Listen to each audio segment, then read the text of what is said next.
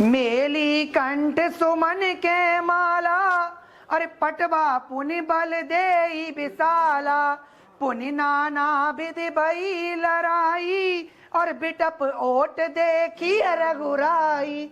अब यहाँ पर तुम देखना कि संसार में जितने भी रामायण का रसपान करने वाले हैं और मर्म बताने वाले हैं, वो ज्यादातर माला को केवल माला बताते हैं कि राम जी ने सुग्रीव को माला पहना दी और एक को माला नहीं, उसको सुग्रीव को माला पहना दी, तो ये पहचान सभी ने बताई। पर ये माला नहीं है, ये वो माला नहीं है।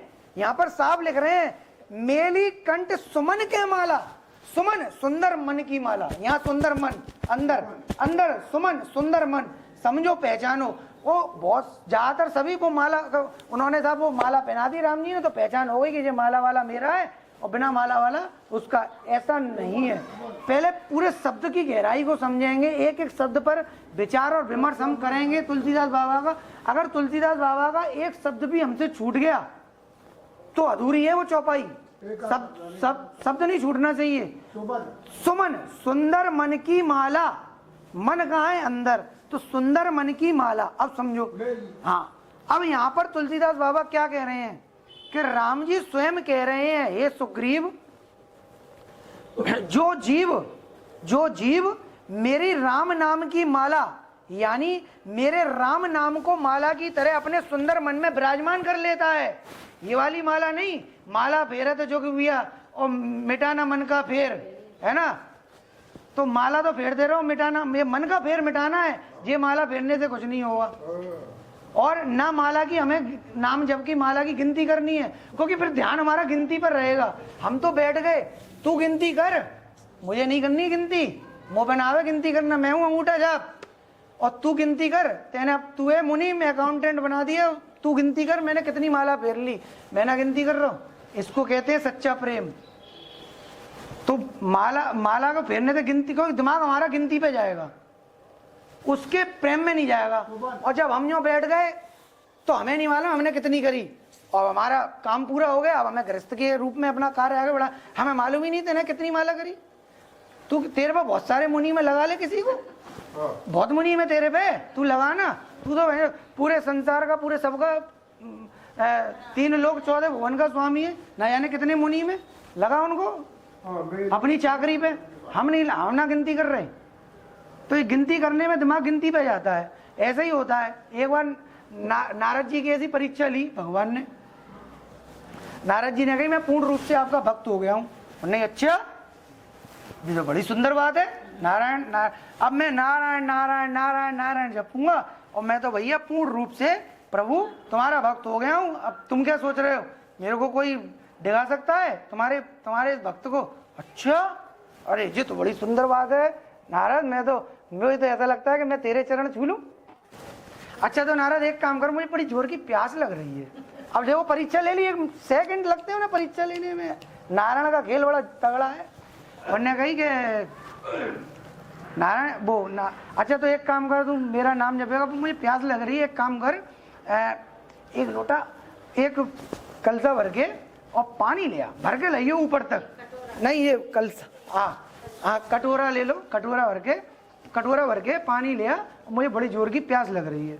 पर ध्यान रहे उस पानी में एक बूंद जमीन पर नहीं गिर जाए, क्योंकि ये पानी तू नारायण गला रहे, जमीन पे गिर गया तो वो कोई भी पी लेगा, हर कोई अमृत बन जाए, हर कोई अमर हो जाएगा, लेकिन वो तो जब तक मुझे नहीं पालेगा तो अमर नहीं होगा, इसलिए पानी की बूंद नहीं गिरनी चाहिए। नहीं, अच्छा तुम चिंता ही मत करो, पानी और नारायण नारायण जपता हुआ आइयो भाई, नारायण नारायण जपता हुआ ही आऊंगा। अब तो मैं नारायण जपता ही हूँ, नारायण जपना तो छूट ही नहीं सकता, छूटना नहीं चाहिए नारायण नारायण। और नहीं, बिल्कुल नहीं, मुझे बहुत तेज प्यास लगी, जल्दी आइयो, पर ऐसा नहीं कि घंटों में आए। अरे अभी तो नारद जी पहुंच गए साहब, कटोरा भरा पानी लेके, और नारायण नारायण नारायण नारायण नारायण नारायण नारायण रास्ते में अब उनका दिमाग तुरंत गया कटोरे पे, उन्हें गुरु पानी फैल गया, एक बूंद भी, तो मामला गड़बड़ हो गया। अब वो नारायण नारायण तो जपना भूल गए और दिमाग आ गया कटोरे पर। अब उनने की यार पानी फैल गया, तो उनने की तेरी परीक्षा अधूरी रह जाएगी, पानी नहीं। अब उनका दिमाग, अब वो कटोरे को संभालने में, और नारायण भूल गए, कटेर को संभालने में और संभालते ओ भैया जल्दी मैं पहुंच जाऊं बस नारायण जी के पास और ये कटोरा का पानी उन्हें दे दूं, ओ भैया जल्दी पहुंच जाऊं बस दिन अब पूरे रास्ते भैया मैं जल्दी पहुंच जाऊं, मुझे पानी नहीं फैले, ओ भैया मैं जल्दी पहुंच जाऊं, मेरा पानी नहीं फैले। वो नारायण जी अब मैं उनसे रास्ते में ये तो कह दूंगा प्रभु मैं पूरा देख के आया हूँ, एक बूंद नहीं फैल सकती सबूत हूं मैं, तुम क्या समझ रहे हो। अब वही बात हो गई, अब वो वहां तक पहुंच गए, उन्होंने की क्या हुआ नारायण, कुछ नहीं, पूरे रास्ते देखता हुआ आया हूं कि एक बूंद पानी नहीं फैला, ये मैं सबूत हूं, अगर मैं तुम्हारा भक्त हूं तो मेरे भक्त की बात पे विश्वास करो। अच्छा नारायण मैंने विश्वास कर लिया तेरी बात पे, पक्का कि तूने पानी नहीं फैलाया है, पक्का मैंने देख लिया, पर मैं अपने चक्षु नेत्रों से ये देख रहा हूं कि उस समय तू नारायण जपना भूल गया। हाँ प्रभु मैं नारायण जपना तो भूल ही गया, क्योंकि तेरा दिमाग कटोरे के पानी पर था, तो इसीलिए नारायण भगवान कहते हैं कि तू माला मत फेरे, माला की गिनती मेरे पास बहुत मुनीम बैठे हैं, मैं कर लूंगा, तू बस अब मेरा नाम जप कर, नारायण नारायण हरि। मैंने कितना बोला पता नहीं, मेरी लीला याद आया तो मेरी लीलाओं को याद कर, गुणगान कर, कितनी बार नाम जपा कुछ नहीं पता, पता ही नहीं मुझे, मैं गिनती करूंगा ही नहीं, तू कर गिनती। तो जो इस भाव को अपना लेता है वो भगवान के नारायण के भाव, उसमें नारायण के प्रेम के सागर में डूब जाता है, क्योंकि कर्मकांडी व्यवस्था एक अलग है और एक अविरल प्रेम भगवान से करना ये एक अलग विषय है। तो ऐसा भगवान ने तो उस दिन नारद जी ने कह दी प्रभु जे रखिए तुम्हारी कंठी और माला, भूखे भजन न होए गोपाला, और जे रखी तुम्हारी कंठी तो नारद जी ने कही जे रखी कंठी और माला, अब मैं ना कंठी ले रहा हूं ना माला ले रहा हूं, अब मैं तो नारायण नारायण नारायण अपने गिटार बजाता हुआ और संसार में भ्रमण करता रहूंगा, नारायण नारायण बोलता रहूंगा। अब दद्दी उसी दिन उन्होंने नारद जी ने कंठी माला नारायण को सौंप दी और अपना गिटार लेते हुए नारायण नारायण जपते हुए संसार में भ्रमण करने लग गए, दे दी उनने। तो बड़ी गूढ़ रहस्य हैं भगवान के, समझो तो है ना। तो सुग्रीव जो जीव मेरी राम नाम की माला यानी मेरे राम नाम को माला की तरह अपने अंदर मन में विराजमान कर लेता है, मेरे राम नाम की माला की तरह अपने अंदर सुंदर मन में विराजमान कर लेता है, उसके कंठ पर हमेशा हरि नाम और राम नाम ही निकलता है, उसके कंठ पर हमेशा हरि नाम राम नाम, उठते जागते सोते बैठते सुबह उठा अपने आप ही स्वतः ही निकल रहा है, ऐसा उसका भाव बन जाए। सुबह उठ के उसको अपना भी निकल रहा है, रात को सो रहा है तो यानी उसका हर समय उसका सुमरन उसमें हो जाए, तो राम नाम ही निकलता है, उठते बैठते जागते सोते अपने काम करते समय वह राम नाम को ही सुमरन रूपी मन बना लेता है, सुमरन रूपी मन बना लेता है, उसको मैं अपना विशाल बल प्रदान कर देता हूँ। तब वे कह रहे हैं कि हे सुग्रीव मैं उसको विशाल बल प्रदान कर देता हूँ, अपना स्वयं का बल।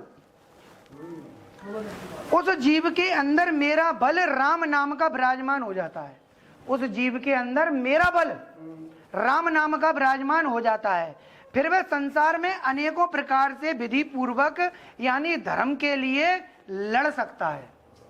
जब मेरा बल विराजमान हो जाएगा तो वह संसार के अनेकों प्रकार से विधि पूर्वक यानी धर्म के लिए लड़ सकता है, क्योंकि वह सही धर्म का उसे ज्ञान हो जाता है, उसको सही धर्म क्या है और धर्म क्या है उसे सही बिल्कुल सही ज्ञान हो जाता है कि वास्तव में हम क्या धर्म कर रहे हैं, ये धर्म है या ये कोरा आडंबर ये धर्म नहीं है, कोरा आडंबर धर्म नहीं है। तो वो उसे सही ज्ञान राम यहाँ मन के अंदर से ये सब जागृत करा देते हैं राम, है ना। और तभी वे अपने धर्म पर अडिग रहकर चल सकता है, तभी वे अपने धर्म पर अडिग रहकर चल सकता है कि मुझे तो मेरे मन के राम मिल गए, वे अडिग रहकर उसी धर्म पर चलेगा, वह पूरे संसार के प्रपंच में नहीं पड़ेगा और ना संसार का प्रपंच उसे सुहाएगा। उसके अंदर एक ओट लगाकर मैं स्वयं रघुनाथ रूप में धनुष बाण धारण किए हुए उस भक्त के अंदर विराजमान हो जाता हूँ। हाँ यहाँ पर ना बिटप ओट दे किए ही रघुराई, तो उसी के अंदर की बात है ये, तो उसके अंदर मैं स्वयं रघुनाथ रूप में धनुष बाण धारण किए हुए उस भक्त के अंदर विराजमान हो जाता हूँ, ओट लगा करके, यही हृदय में ओट लगा करके और यही वो धारण कर लेता हूँ, है ना। सारा ज्ञान विज्ञान धर्म का उसको देता रहता हूँ, नाम जप से सारा ज्ञान विज्ञान इस मानसिक पटल पर मैं उसको देता रहता हूँ। उसको कोई वेद शास्त्र पढ़ने की जरूरत नहीं, उसको यहीं पर वो देते रहते हैं, है ना, उसको देता रहता हूँ। उसके मानसिक पटल पर उसकी बुद्धि विवेक बहुत ऊंचाई की कर देता हूँ, उसके मानसिक पटल पर आकर के और यहाँ से, और उसकी बुद्धि विवेक को इतनी ऊंचाई पर कर देता हूँ जैसे कि नर रूप में मेरी स्वयं की है। राम जी कह रहे हैं नर रूप में मैं आया हूं ना, ऐसी ही मैं उसकी कर देता हूं, अपना जैसा स्वभाव उस जीव का बना लेता हूं। इसलिए कहते हैं कि तेरी कृपा से सब काम हो रहा है, तेरी कृपा से सब काम हो रहा है, ये सब तुम ही करते हो भगवन, मेरा तो खामा खाम नाम हो रहा है। मेरा करते तुम कन्हैया मेरा नाम, अब मेरा तो खामा खाम नाम हो रहा है ना, कर तुम रहे हो, तो वो वाली बात है ना। अब यहाँ पर खामा खा लगा दोगे तो अभिमान से बचे रहोगे, समझ रहे हो, कोई अभिमान बड़ा कर रहा है। जब जीव का ये भाव अंदर से हो जाता है तो वह भक्त संसार का नहीं रहता, वह मेरा हो जाता है। भगवान कह रहे हैं जब ये भाव जीव का हो जाता है अंदर से तो वह भक्त संसार का नहीं रहता, वह मेरा हो जाता है ना, क्योंकि मैं स्वयं अभिमान से रहित हूं और मेरा भक्त दास भी अभिमान से रहित हो जाता है। जब अभिमान से रहित हो जाता है तभी वह मेरा भक्त और मेरा दास कहलाता है। बहु चले बल सो ग्रीब कर हिये हारा बयान, मारा बाली राम तब हृदय माज सरतान, सियावर राम जय जय राम मेरे प्रभु राम जय जय राम, अवधपति राम जय जय राम, सियापति राम जय जय राम। अब यहाँ पर राम का बल मिलने पर भी सुग्रीव बहुत प्रकार से अपना प्रयोग करके बलपूर्वक बाली से सुग्रीव लड़ रहा है। यहाँ पर राम का बल मिलने पर भी सुग्रीव बहुत प्रकार से अपना प्रयोग करके बलपूर्वक बाली से सुग्रीव लड़ रहा है, तब भी वह हृदय में अपनी हार मान रहा है सुग्रीव, यानी राम का बल मिलने के बाद भी वह सुग्रीव हृदय में हार मान रहा है। उसको डर भी सता रहा है, उसको डर भी सता रहा है। भाई डर तो देखो सताता ही है, इसमें कोई हाँ संदेह नहीं है। तब राम ही बाली को मारते हैं, तब राम ही बाली को मारते हैं। उसके हृदय में तीर तानकर, उसके हृदय में तीर तानकर उसका हृदय घात करके उसको मार देते हैं। उसको हृदय में तीर तानकर और उसको हृदय घात करके उसको मार देते हैं। तात्पर्य क्या है, बड़े बड़े अभिमानी इस संसार में होते हैं, किसी को अपने बड़े पद का, किसी को धन का, किसी को बल का बहुत अभिमान होता है। इस कलकाल के लिए राम जी कह रहे हैं कि जो मेरा दास है, मेरा भक्त है, उसको इन अभिमानियों से लड़ना नहीं है, हाथ जोड़ना है।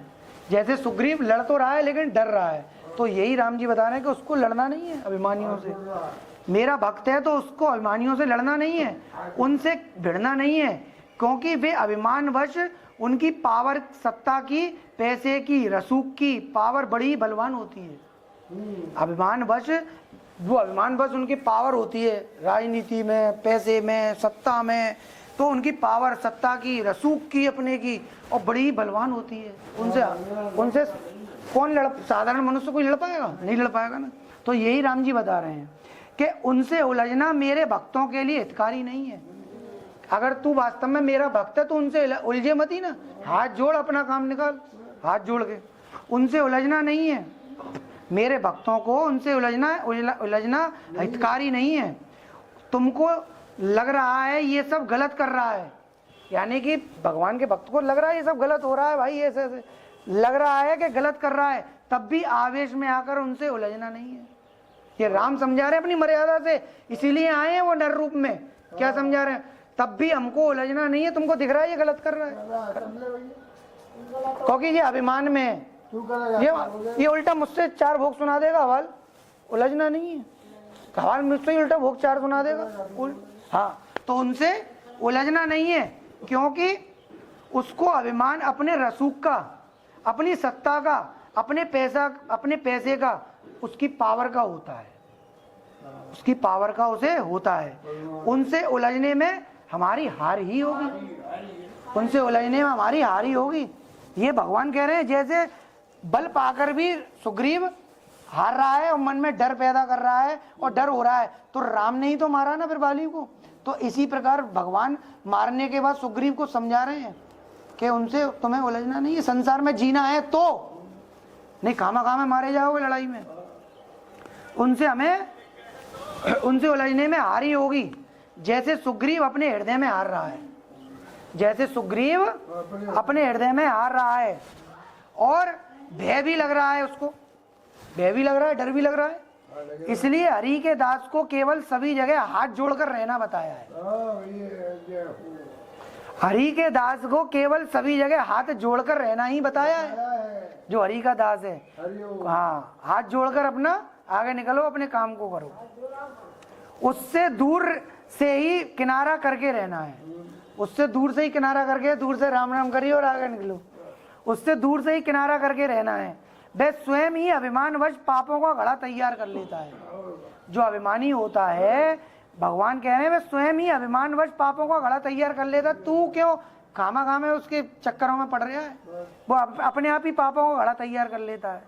उसको समझाना ना समझाना एक बराबर होता है, समझाओ या मत समझाओ एक बराबर है। हाँ, वह समझ नहीं सकता, मैं सब उसको हरि के भक्त में बैठकर सब देखता रहता हूँ। वह समझ नहीं सकता, जो मेरा भक्त होता है मैं उसके अंदर बैठकर ये सब देखता हूँ, खेल तमाशे, संसार के खेल तमाशे अपने भक्त के अंदर बैठकर सब देखता रहता हूँ। इस संसार में मेरी सभी पर नजर रहती है। भगवान कह रहे हैं संसार में कोई जीव ऐसा नहीं है जड़ चेतन जिस पर मेरी नजर ना रहती हो, सब पर मेरी नजर रहती है। वह तो केवल समय के हाथों स्वयं मारा जाता है, वह समय के हाथों केवल स्वयं मारा जाता है। नारायण ही समय है, नारायण ही समय है। राम समय बनकर उसके समय को समाप्त कर देता है। नारायण ही समय है और राम धनुष बाण लेकर समय बनकर उसके समय को समाप्त कर देता है। यही समझने का प्रयास है कि जो तीर बाली को मारा कि नारायण समय बनकर, और तीर कमान राम ने लिया बाली जैसे अभिमानी को मारने के लिए, तो तीर कमान में लेकर तो नारायण समय और राम समय बनकर उसके समय को समाप्त कर देता है ना। इसलिए रघुनाथ हमेशा, रघुनाथ की फोटो है, धनुष बाण धारण की है, ये वही इसीलिए को केवल धनुष बाण धारण की अभिमानों को मारने के लिए निकल पड़े हैं संसार में, है ना। और समय नारायण है, जिसके आगे सब घुटने टेकते हैं। समय अगर उल्टा आ जाए तो सब घुटने टेक देते हैं, कितना ही बड़ा अपने आप में तुर्रम खाओ। पर हाँ, परा बिकल मई सर के लागे, पुनि उठी बैठ देखी प्रभु आगे। श्याम गात सिर जटा बनाए, अरुण नयन सर चाप चढ़ाए। अब देखो, बाली बिकल पड़ा हुआ, सर के बल पृथ्वी पर पड़ा हुआ है। बाली बिकल पड़ा हुआ, सर के बल पृथ्वी पर पड़ा है। जैसे ही उसने प्रभु को आते देखा, जैसे ही उसने प्रभु को आते देखा सामने से, तो दोबारा उठकर बैठ गया बाली। राम जी का श्याम शरीर है, राम जी का श्याम शरीर है, उस शरीर में एक रोमांच हो रहा है, उस शरीर में एक रोमांच हो रहा है। सिर पर जटा जूट धारण किए हुए हैं नाथ, सिर पर जटा जूट धारण किए हुए हैं, और आंखें उनकी लाल हो रही हैं, क्योंकि अभी उनकी लालपन खत्म नहीं हुआ, क्योंकि गुस्सा क्रोध में आकर के मारा ना, तो आंखें उनकी लाल हो रही हैं। सारंग धनुष संधान करे हुए हैं, सारंग धनुष संधान किए हैं, और बनवासी भेष है, और बनवासी भेष है। कद काठी एकदम मजबूत है, कद काठी। देखो तुलसीदास बाबा उनके सगुण रूप की संरचना कर रहे हैं यहाँ पर, सगुण स्वरूप की। निर्गुण तो हमारे अंदर है, सगुण शरीर रूप में कैसे थे हमारे राम, तो उसकी संरचना कर रहे हैं। कैसी? कि बनवासी भेष है, कद काठी एकदम मजबूत है, और पीठ उनकी विशाल है, पीठ उनकी विशाल है। छाती चौड़ी, सिंह की सी गर्जना, छाती उनकी चौड़ी और सिंह की सी, शेर की सी गर्जना करने वाले, यही राम नाम की वेशभूषा, यही राम नाम की जो वेशभूषा है, महादेव के मन के स्वामी राम है। यही जो राम नाम की, तुलसीदास बाबा कह रहे कि यही जो वेशभूषा है ना स्वामी की, राम नाम की स्वामी की, यही महादेव के मन के स्वामी राम है, जो महादेव के मन के सरोवर में और हंस की तरह और विराजमान रहते हैं, और जिसमें राम नाम की धुनी लगाकर और महादेव रमन करते हैं, धुनी लगा करके रमन करते हैं। ये वही है जो महादेव के अंदर विराजमान होकर काशी में सभी को मुक्ति प्रदान कर, जो महादेव के अंदर विराजमान होकर के और के मन के स्वामी राम है, जो महादेव के अंदर विराजमान होकर काशी में सभी को मुक्ति प्रदान कर, कर्मों के आधार पर, जैसे जिसने जो कर्म किए सभी को मुक्ति प्रदान कर, कर्मों के आधार पर, मति के आधार पर, कर्मों के आधार पर, मति के आधार पर। मति क्या कि अंत गति सो मति, अंत में हमारी क्या मति है वही गति प्रदान होती है। अंत मति सो गति है ना। कर्मों के आधार पर, मति के आधार पर सभी जीव की गति को प्रदान करते हैं। जब उनकी आंखें लाल पड़ती हैं तभी महादेव का रूप महाकाल का बनता है। जब राम अंदर से मन के राम आंखें लाल करते हैं क्रोध में, तब महाकाल अपना भी महाकाल का रूप, जो महादेव का एक साधारण रूप है ना, वो महाकाल का बन जाता है उसी समय। राम एक छोटा नाम है लेकिन साउंड इनका बहुत बड़ा है। राम छोटा नाम है 2 शब्द का, लेकिन इनका साउंड बहुत बड़ा है जो हम समझ नहीं पा रहे हैं, है ना। तभी महादेव का रूप महाकाल का बनता है, क्योंकि सारी लीला महादेव करते हैं, लेकिन करवाते हैं इनके स्वामी राम उनके मन के अंदर रह करके, है ना। अब यहाँ पर क्या है कि अंत जो कहते हैं ना, आधार मति के आधार पर कि अंत मति सो गति, ऐसे ही इसकी एक मति की चर्चा है कि एक बार एक बहुत बड़ा एक पैसे वाला सज्जन पुरुष था, बहुत बढ़िया, और उनके बेटे थे, बेटी थी, और खूब दान पुण्य करता था और खूब धर्म में पैसा खर्च करता था, यानी कि बहुत सज्जन पुरुष जिसे बोलते हैं, बढ़िया, कोई पाप नहीं, कोई कुछ नहीं, बेचारा बहुत अच्छा, है ना। लेकिन कहते हैं अंतमति सो गति। अब वो क्या हुआ कि जैसे जैसे बच्चे उनके बड़े हुए, अब वो पैसे वाला बहुत था, तो सारे बच्चे उनके बेटा बेटी सब विदेशों में सेटल हो गए। तो विदेशों में सेटल हो गए तो अब वो यहाँ पर पति पत्नी दोनों अकेले रहने लग गए। अब उसने क्या करा कि अकेले थोड़ा मन नहीं लगता, तो एक बढ़िया सा कुत्ता उनने पाल लिया। तो उस कुत्ते के सारे उसका मन लगा रहता था, उस पर उसका ध्यान। अब वो धीरे धीरे, बच्चे तो थे नहीं, तो धीरे धीरे उसका जो प्रेम वात्सल्य, देखो पिता का एक अंदर का प्रेम होता है, वात्सल्य प्रेम, तो वो अब बच्चे तो थे नहीं, तो वात्सल्य प्रेम, पिता रूपी वात्सल्य प्रेम उस कुत्ते में चला गया। अब वो कुत्ते को ही अपना पुत्र रूपी में सब कुछ समझने लग गया, तो वो उससे इतना प्रेम करने लगा कि उसके बिना रह नहीं सकता था। और हुआ क्या कि धीरे धीरे एक दिन उसकी पत्नी भी स्वर्ग सुधार गई, पत्नी भी उसकी स्वर्ग सुधार गई। अब वो अकेला रह गया। अब उसकी जो बाकी बची कुची ममता थी उस कुत्ते में ही हो गई। अब वो अपना जीवन सब कुछ धर्म में, पूजा में, सब में पैसा खर्च करना, आनंद से वो सब अपना बढ़िया सद्गुण रूपी सज्जन जन, जिसका कोई तोड़ नहीं, बढ़िया, जैसे सज्जन पुरुषों का काम होता है वैसा ही उसका था, कहीं कोई किंचित मात्र वो नहीं। लेकिन धीरे धीरे उसका शरीर बुढ़ापे की तरफ पहुंच गया, बीमारियों ने थोड़ा सा घेर लिया, है ना। तो एक दिन वो बहुत बीमार हो गया, तो हॉस्पिटल में एडमिट हो गया। हॉस्पिटल में एडमिट हो गया तो उसका ध्यान जो था, भाव जो था, मति थी भाव की, वो केवल कुत्ते में थी। अब वो अंदर ही अंदर वहां रो रहा था कि कुत्ता इस समय क्या कर रहा होगा, कैसे उसको कौन खाना खिला रहा होगा, किसने उसे दूध दिया होगा, वो ऐसे ही मर तो नहीं जाएगा, क्योंकि एक पुत्र रूपी आत्मा उसकी वात्सल्य प्रेम की पहुंच गई। अब वो बहुत ज्यादा दुखी, और अंत समय उसका निकट आ गया था। तो वो उसके पुत्र पुत्री, विदेश में रहने वाले सारे पुत्र पुत्री उसके आ गए, अंतिम दर्शन तो कर ले। अब वो आंखों में उसका समय, उसका शरीर छूटने वाला है, समझो, देखो कितनी बढ़िया, उसका शरीर छूटने वाला है। वो हॉस्पिटल के अंदर ही अंदर केवल कुत्ते में भाव किया हुआ है कि यार कुत्ता क्या कर रहा होगा। अब जो बोल तो सकता नहीं, क्योंकि शरीर उस समय जब काल लेने आता है तो मुंह का आवाज बिल्कुल बंद हो जाती है, बोल नहीं पाता है। तो वो अंदर ही अंदर भाव से केवल रो रहा था और कुत्ते के बारे में सोच रहा था, इसका क्या होगा, अब मैं नहीं रहूंगा तो इसका सब क्या होगा क्या नहीं होगा, और बड़ा विचित्र इसकी वो हो जाएगी दुर्गति, तो भगवान क्या होगा। तो उसका इस तरीके से भाव बनता चला गया। अब जो घर के जो आए थे रिश्तेदार नाते, देखो कितनी बढ़िया सुंदर बात है, उसके आंखों से आंसू बह रहे हैं कुत्ते के लिए, मुंह से बोल नहीं पा रहा है। और जो हॉस्पिटल में खड़े होकर के रिश्ते नातेदार और जो उसके पुत्र पुत्री बहुएं जो थी, वो क्या सोच रहे हैं कि जे हमारे लिए रो रहे हैं, जे पिता हमारे लिए रो रहे हैं। अब उसको ये भाव ही नहीं मालूम है कि ये कुत्ते के लिए रो रहा है, तुम्हारे लिए नहीं रो रहा। तुमसे तो ममता उसने वर्षों पहले त्याग दी, क्योंकि न्यारो पूत पड़ोसी दाखिल, न्यारो पूत पड़ोसी दाखिल, कि तुमसे तो वर्षों पहले उसने ममता त्याग दी। उसकी ममता तो सारी कुत्ते में चली गई, है ना।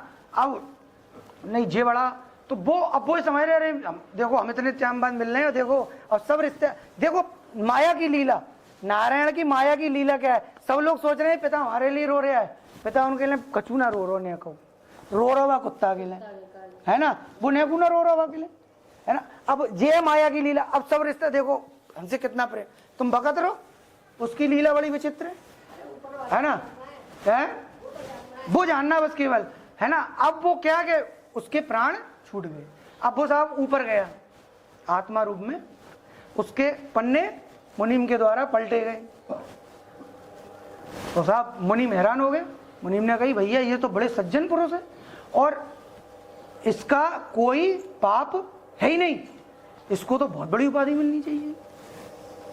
अब वो साहब मीटिंगें जुड़ गई, चारों तरफ चर्चा हो गई कि भाई इसका पाप ही नहीं है, तो बड़े अच्छे अच्छे काम किए ने, कभी कुछ नहीं किसी से बोला, कुछ उल्टा सीधा कुछ भी नहीं कहा, ये तो बड़ा।